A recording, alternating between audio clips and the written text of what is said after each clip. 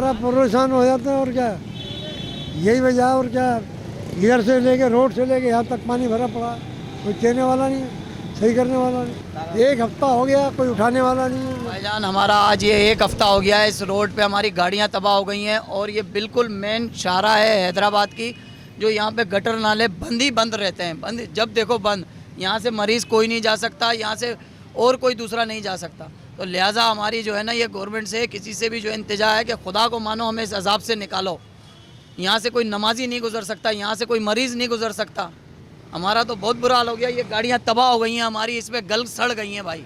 तो मेहरबानी हमारी जो है ना गवर्नमेंट से, भूखे बैठ जाएं, मर जाएं। गवर्नमेंट से हम भूखे बैठ जाएं, घर बैठ जाएं, क्या करें आखिर? गवर्नमेंट से बोलो ये या तो ये भंगियों को यहाँ से गरक करो, या तो ये खुद ही जो है ना अपने ऊपर ये हम लोगों पे जो है ना अजाब डाल रखा है। और सारा ये जितना भी है ना, ये सब बेरोजगार हुए पड़े, सिर्फ ये गंद की वजह से।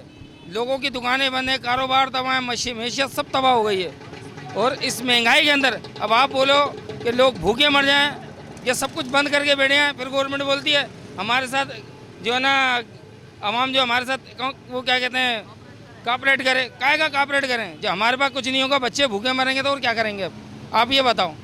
अब ये जगह जगह कचरा पड़ा है, यहाँ पे हॉस्पिटल है और यहाँ पे मरीज आके फिसल जाते हैं, गिर जाते हैं मासूम बच्चे, और आए दिन इधर एक्सीडेंट होते हैं। सफाई के हवाले से देखें कि यहाँ पर हमारे को कितनी मुश्किल का सामना उठाना पड़ रहा है। हर जगह पे गंद है, स्टेप्सिस हो रहे हैं, जरासीम फैल रहा है। हुकूमत से अपील की जाती है कि गंद के हवाले से कुछ एक्शन लें। बहुत बुरा यानी कि देखा जा रहा है कि यहाँ से जाते हुए नमाज के कपड़े भी ख़राब हो जाते हैं, छींटें भी लगती हैं।